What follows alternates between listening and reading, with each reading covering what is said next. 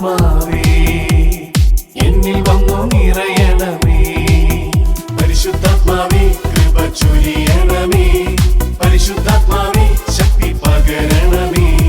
പരിശുദ്ധാത്മാവേ കൃപ ചൊരിയണമേ. പരിശുദ്ധാത്മാവേ ശക്തി പകരണമേ.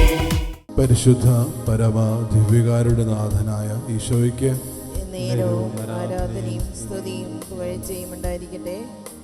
സ്നേഹമുള്ളവരെ, ഈ ഒരു നിമിഷം ദൈവസന്നിധിയിൽ നമ്മൾ ഓരോരുത്തരുമായിരിക്കുമ്പോൾ നമ്മളെ തന്നെ ഈശോയ്ക്ക് വിട്ടുകൊടുക്കാം. എത്രത്തോളം ആ ഒരു സ്നേഹത്തിലേക്ക് നമ്മൾ ഓരോരുത്തരെയും ക്ഷണിക്കുന്നു എന്നുള്ള കാര്യം നമുക്ക് ഓരോരുത്തർക്കും തിരിച്ചറിയാം. ഇന്ന് ഈ ഇരുവരുളുക്കയുടെ ചുറ്റും നമ്മൾ ഓരോരുത്തരും നമ്മുടെ ഹൃദയവിചാരങ്ങളും നമ്മളെ തന്നെ തമ്പുരാനെ സമർപ്പിച്ചുകൊണ്ട് ഈശോയോട് ചേർന്നിരിക്കാൻ ആഗ്രഹിക്കുന്ന ഒരു നിമിഷത്തിൽ ഓർക്കേണ്ട ഒരു കാര്യം, എൻ്റെ സർവസ്വവും അവിടത്തേക്കുള്ളതാണ്. എൻ്റെ ജീവിതം അനുഗ്രഹിക്കുന്ന അല്ലെങ്കിൽ ഓരോ നിമിഷവും എന്നെ പിന്തുടർന്നു കൊണ്ടിരിക്കുന്ന ഈ സ്നേഹത്തിന് എന്നെ തന്നെ സമർപ്പിക്കാൻ ഞാൻ തയ്യാറാണ്. സ്നേഹമുള്ളവരെ, ഓരോ പ്രാവശ്യവും വിശുദ്ധ കുർബാനയുടെ പക്കലേക്ക് നമ്മൾ ഓരോരുത്തരും ഓടിയെത്തുമ്പോൾ ഈ ഒരു സ്നേഹം നമുക്ക് ഓരോരുത്തർക്കും മനസ്സിലാകുന്നുണ്ടോ യഥാർത്ഥത്തിൽ? അല്ലെങ്കിൽ മറ്റുള്ളവരെ ബോധിപ്പിക്കാൻ എന്ന രീതിയിൽ പലപ്പോഴും നമ്മുടെ ജീവിതത്തിൽ വ്യാജപ്രചാരങ്ങൾ ചെയ്യുന്നവരാണോ നമ്മൾ ഓരോരുത്തരും? സുവിശേഷത്തിൻ്റെ ഹൃദയത്തൊടുപ്പ് എന്ന് പറയുന്നത് കരുണയാണെന്നുള്ള കാര്യം നമുക്ക് ഓരോരുത്തർക്കും അറിയാം. ആ ഒരു ഹൃദയത്തൊടുപ്പില്ലാതെ പലപ്പോഴും നമ്മൾ ജീവിച്ച് മുന്നേറുമ്പോൾ നമ്മുടെ ജീവിതത്തിൽ കരുണ മറ്റുള്ളവരോട് കാണിക്കാതെ നമ്മൾ മുന്നിട്ട് പോകുമ്പോൾ ഓർക്കേണ്ട ഒരു കാര്യം, നമ്മളും നമ്മുടെ ജീവിതത്തിൽ തമ്പുരാൻ ആ ഒരു സ്നേഹം നമ്മൾ പിന്തുടരുന്നുണ്ട്. സുവിശേഷത്തിൽ പല ഭാഗങ്ങളിലും തമ്പുരാൻ അത്ഭുതങ്ങൾ പ്രവർത്തിക്കുന്ന നമ്മൾ കാണുന്നുണ്ട്. പക്ഷേ 3 ഇടങ്ങളിൽ മാത്രമാണ് ഈശോ മരിച്ചവരെ ഉയർപ്പിക്കുന്നത് നമ്മൾ കാണുന്നത്. ലൂക്കായുടെ സുവിശേഷത്തിൽ മാത്രം നമ്മൾ കാണുന്നത് ഒരു ബാലനെ ഈശോ ഉയർപ്പിക്കുന്നുണ്ട്. അവിടെ എന്തുകൊണ്ട് ആ ഒരു ബാലനെ തനിക്ക് ജീവിതത്തിലേക്ക് തിരിച്ചു കൊണ്ടുവന്ന് ചോദിക്കുമ്പോൾ പറയുന്നൊരു കാര്യമുണ്ട്, അവന് കരുണ തോന്നിയത് കൊണ്ടാണെന്ന്. സ്നേഹമുള്ളവർ, ഈ ഒരു ഭാഗം മാത്രമല്ല, പലയിടങ്ങളിലും തമ്പുരാൻ മനുഷ്യരുടെ വേദനകളും സങ്കടങ്ങളും കണ്ടുകൊണ്ട് അവർ ജീവിതത്തിലേക്ക് പ്രവർത്തിക്കുന്ന പല നിമിഷങ്ങളിലും ഇതേ വചനഭാഗം തന്നെയാണ് ഉപയോഗിക്കുക, അവരോട് കരുണ തോന്നിയെന്ന്. അത് വ്യക്തി ജീവിതങ്ങളെ മാത്രമല്ല, പലപ്പോഴും ആൾക്കൂട്ടങ്ങളോടും തമ്പുരാൻ പറയുന്നുണ്ട്, അവരോട് കരുണ തോന്നിയെന്ന്. തമ്പുരാനൊരു ജീവിത സവിശേഷത മാത്രമല്ല, പലപ്പോഴും നമ്മൾ ഓരോരുത്തരും അതേ ബോധ്യത്തോടുകൂടി അതേ മനോഭാവത്തോടു കൂടി ജീവിക്കാൻ നമ്മൾ ഓരോരുത്തരും കടപ്പെട്ടവരാണ്. കാരണം നമ്മുടെ ജീവിതം പലപ്പോഴും പരിശോധിക്കുമ്പോൾ നമ്മൾ ആരെയാണ് മാതൃകയാക്കേണ്ടത് ചോദിക്കുമ്പോൾ അതിന് ഏറ്റവും വലിയ അടിത്തറ സ്വർഗസ്ഥനായ പിതാവ് എന്നാണ്. എൻ്റെ സ്വർഗസ്ഥനായ പിതാവ് കരുണയുള്ളവനായിരിക്കുന്നത് പോലെ നിങ്ങളും കരുണയുള്ളവനായിരിക്കുക എന്ന് തമ്പുരാൻ ആവർത്തിക്കുന്നുണ്ടെങ്കിൽ ആ ഒരു വചനത്തെ നമ്മൾ ഓരോരുത്തരും ഹൃദയത്തോട് ചേർത്ത് പിടിക്കണം. നമ്മുടെ ജീവിതത്തിലും പലപ്പോഴും ഈ ഹൃദയ വിചാരത്തോടു കൂടി ജീവിച്ച് മുന്നേറാൻ പറ്റാത്ത നിമിഷങ്ങൾ നമ്മുടെ ജീവിതത്തിൽ ഉണ്ടായേക്കാം. ഇന്ന് ഈ ദൈവസന്നിധിയിൽ നമ്മൾ ഓരോരുത്തരുമായിരിക്കുമ്പോൾ നമ്മളെ തന്നെ തമ്പുരാനെ വിട്ടുകൊടുത്തുകൊണ്ട് ആ ഒരു സ്നേഹത്തിൻ്റെ കൂടെ ആയിരിക്കാം എന്നുള്ള ബോധ്യത്തോടു കൂടി നമുക്ക് ഓരോരുത്തർക്കായിരിക്കാം. സുവിശേഷത്തിൽ പറയുന്നത് പോലെ അവനോട് കരുണ തോന്നിയെന്ന്. പക്ഷേ അതിനപ്പുറത്തോട്ട് തൻ്റെ ജീവിതത്തിലൂടെ പലപ്പോഴും ഓരോ വ്യക്തികളോടും ഈ ഒരു സ്നേഹം പിന്തുടരുന്ന ഒരു രീതി നമ്മൾ കാണുന്നുണ്ട്. എവിടേക്ക് മനുഷ്യൻ ഒരു സ്നേഹം തുടരണമെന്ന് ആഗ്രഹിച്ചിട്ടുണ്ടോ അവിടെയെല്ലാം തമ്പുരാൻ ആ ഒരു സ്നേഹം കൊണ്ട് അവർ പൊതിഞ്ഞിട്ടേ ഉള്ളൂ. നമ്മുടെ പരാതിയിലും പരിഭവത്തിലും പലപ്പോഴും ഈ ഒരു സ്നേഹത്തിനെതിരെയും അല്ലെങ്കിൽ അവൻ്റെ ആ ഒരു കയ്യൊപ്പിനെ പലപ്പോഴും നമ്മൾ പരാതിയോടുകൂടിയും പരിഭവത്തോടുകൂടി പറയുന്ന വിഷയങ്ങളിലെല്ലാം നമ്മൾ ഓർക്കേണ്ട ഒരു കാര്യം, അവരെന്നെ അത്രത്തോളം സ്നേഹിക്കുന്നുണ്ട്, അത്രത്തോളം എന്നെ ചേർത്ത് പിടിക്കുന്നുണ്ട്. കാരണം ജീവിതം പലപ്പോഴും നമ്മുടെ മുമ്പിൽ ഒരു വെല്ലുവിളിയായിട്ട് മാറുമ്പോൾ, ഒരു ചോദ്യചിഹ്നമായിട്ട് മാറുമ്പോൾ നമ്മൾ എപ്പോഴും ഓർക്കേണ്ട ഒരു കാര്യം, ഈ സ്നേഹം യഥാർത്ഥത്തിൽ എന്നെ പൊതിയുന്നുണ്ട്. പക്ഷേ ആ ഒരു സ്നേഹത്തിന് പ്രത്യുത്തരമായിട്ട് എൻ്റെ ജീവിതം കൊണ്ട് ഞാൻ എന്തെങ്കിലും എൻ്റെ ജീവിതത്തിൽ ചെയ്യുന്നുണ്ടോ എന്നുള്ള കാര്യം നമ്മൾ ഓരോ പ്രാവശ്യം ഓർക്കേണ്ടതുണ്ട്. കാരണം അത്രത്തോളം നമ്മൾ ഓരോരുത്തരെയും സ്നേഹത്തോടെ തമ്പുരാൻ ചേർത്ത് പിടിക്കുന്നുണ്ട്. ആ ഒരു സ്നേഹം എന്നെ ഓരോ നിമിഷവും പൊതിയുന്നുണ്ട്. സുവിശേഷത്തിൽ ഈ പറഞ്ഞതുപോലെ ആ ഒരു ഹൃദയത്തുടിപ്പ് കരുണയാണെന്ന് പറയുന്നുണ്ട്.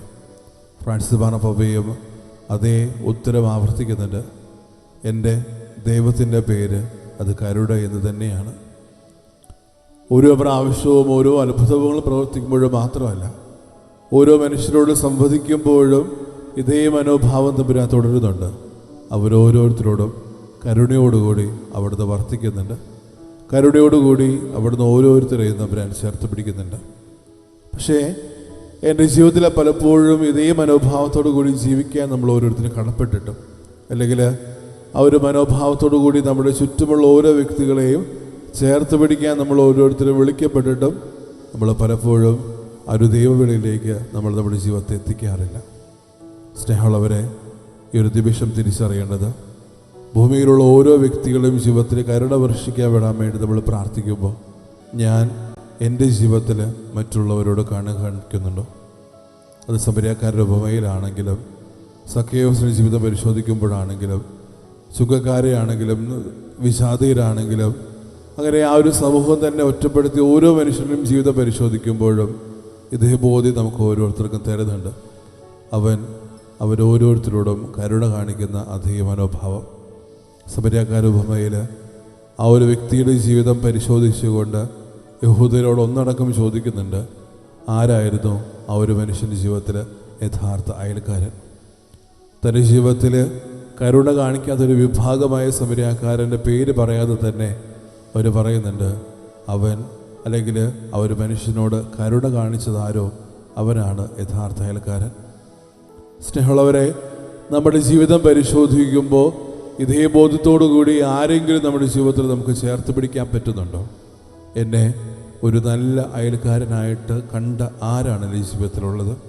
അല്ലെങ്കിൽ അതേ മനോഭാവത്തോടു കൂടി ഞാൻ എൻ്റെ ജീവിതത്തിൽ എൻ്റെ ചുറ്റിലുമുള്ള ഓരോ വ്യക്തികളെയും നല്ല അയൽക്കാരായിട്ട് കാണാൻ എനിക്ക് പറ്റുന്നുണ്ടോ? അതൊരു പക്ഷേ ഒരു കരുണയുടെ മുഖഭാവത്തോടു കൂടി ഓരോ മനുഷ്യരും നമ്മൾ ചേർത്ത് പിടിക്കുമ്പോഴായിരിക്കാം. സഖേയോസിൻ്റെ ഉപമയിൽ അത്രത്തോളം ദൈവത്തെ കാണണമെന്ന് ആഗ്രഹിച്ച ഒരു വ്യക്തി, പക്ഷേ തൻ്റെ ജീവിതം കൊണ്ട് തിരുത്താൻ പറ്റാത്ത വിഷയങ്ങളിൽ ആ ഒരു വ്യക്തിയുടെ ജീവിതത്തിലും ഉണ്ടായിരുന്നു. അതുകൊണ്ട് തന്നെ ഓരോ പ്രാവശ്യവും ദൈവത്തെ തമ്പുരാനെ മുഖാമുഖം കാണുമ്പോൾ ആ ഒരു മനുഷ്യൻ കുറ്റബോധത്തോടു കൂടി തലതിരിച്ചു പോകുന്നുണ്ട്. പക്ഷേ ഒത്തടങ്കം അവസാനം ഹൃദയത്തിൽ ഉറപ്പിക്കുന്നൊരു കാര്യം, എനിക്ക് ദൈവത്തെ കാണണം, അല്ലെങ്കിൽ എനിക്ക് ഈശോയെ കാണണം. ആ ഒരു ഗുരുവിനെ കാണാൻ ഏതറ്റം വരെ പോകാനും എൻ്റെ ജീവിതത്തിൽ എനിക്ക് പറ്റുമെന്നുള്ള കാര്യം ആ ഒരു മനുഷ്യൻ ജീവിതത്തിൽ ഉറപ്പിക്കുന്നുണ്ട്. അപ്പോഴാണ് നമ്മളും കാണുന്നത് പാപബോധത്തോടുകൂടിയായിരിക്കുന്ന ഓരോ മനുഷ്യരെയും തമ്പുരാൻ ചേർത്ത് പിടിക്കുന്ന ആ കരുണയുടെ മുഖഭാവം നമ്മൾ സഖേയോസിൻ്റെ ജീവിതത്തിലൂടെ നമുക്ക് ലഭിക്കുന്നുണ്ട്.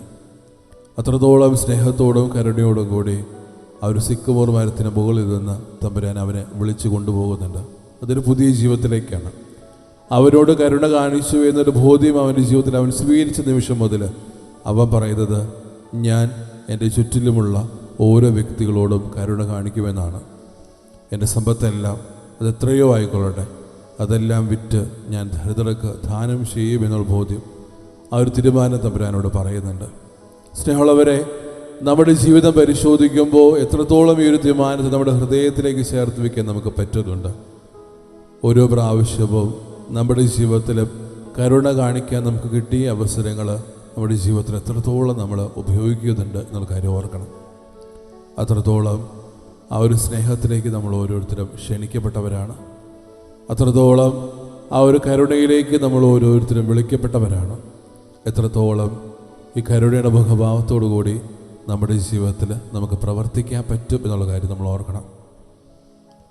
വിശുദ്ധ കുർബാനയിലായിക്കോട്ടെ, കൗദാശികമായിട്ട് പ്രാർത്ഥനയിലും അർത്ഥനയിലും നമ്മൾ ചേർന്ന് നിൽക്കുന്ന ഓരോ നിമിഷവും ആയിക്കോട്ടെ, എപ്പോഴും ഈ ഒരു സ്നേഹം നമ്മളെ പിന്തുടരുകയും പൊതിയുകയും ചെയ്യുന്നുണ്ട്. അന്ന് ആ ഒരു സിക്കമോർ മരത്തിന് മുകളിൽ നിന്ന് സഖേയോസിനെ തൻ്റെ ജീവിതത്തിലേക്ക് കരുണ വർഷിക്കപ്പെട്ടു എന്ന് തമ്പുരാൻ ആ ഒരു മനുഷ്യരെ ഉദ്ബോധിക്കുമ്പോൾ ജീവിതം മാറുകയാണ്. സ്നേഹമുള്ളവരെ, നമ്മളും ഓർക്കേണ്ട ഒരു കാര്യം, എൻ്റെ ജീവിതത്തിലേക്ക് അവിടുത്തെ കൃപ ചൊരിഞ്ഞുകൊണ്ടിരിക്കുന്ന നിമിഷങ്ങളെ തിരിച്ചറിയുന്നതാണ്. പലപ്പോഴും നമ്മൾ തിരിച്ചറിയാനും അതിൽ ഒരു വ്യക്തത വരുത്താനും പലപ്പോഴും ആഗ്രഹിക്കുന്നത് വലിയ വലിയ കാര്യങ്ങളാണ്. നമ്മുടെ ജീവിതത്തിൽ ഓരോ പ്രാവശ്യവും നടക്കുന്ന പല അത്ഭുതങ്ങളുണ്ട്, പല കൃപയുടെ നിമിഷങ്ങളുണ്ട്. അതൊന്നും നമ്മൾ പലപ്പോഴും തിരിച്ചറിയാതെ എൻ്റെ ജീവിതത്തിൽ എന്തോ വലുത് തമ്പുരാൻ പ്രവർത്തിക്കുമെന്ന ബോധത്തോടുകൂടി പലപ്പോഴും നമ്മളായിരുന്നുകൊണ്ട് ചെറിയ ചെറിയ നിമിഷങ്ങളെല്ലാം പലപ്പോഴും നമ്മൾ മറക്കുകയാണ്. അനുഗ്രഹങ്ങളെപ്പോലും എണ്ണാൻ പറ്റാത്ത രീതിയിൽ നമ്മുടെ ജീവിതം പലപ്പോഴും പരാതിയിലും പരിഭവത്തിലും നമ്മൾ ഓരോരുത്തരും ഒതുക്കി തീർക്കുന്നുണ്ട്. സ്നേഹമുള്ളവരൊരു നിമിഷം നമ്മൾ ഓരോരുത്തരും ദൈവസന്നിധിയിലാണെന്നുള്ള തിരിച്ചറിവിലേക്ക് നമുക്ക് ഓരോരുത്തർക്ക് എത്തിച്ചേരാം. നമ്മുടെ ജീവിതത്തിലേക്കും അവിടുത്തെ കരുണ അവിടുന്ന് ഉറപ്പാക്കി എന്നുള്ള ബോധത്തോടു കൂടിയായിരിക്കാം.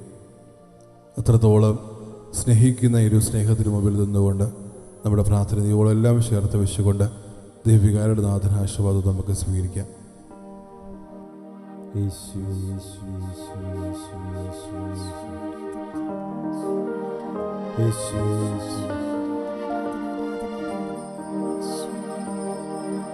ആരാധന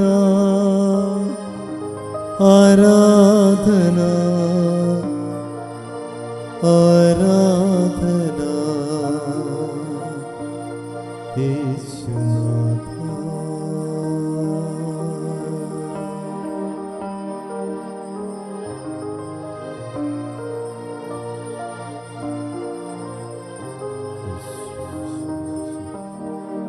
പരിശുദ്ധ പരമമാ ദിവ്യകാരുണ്യമേ,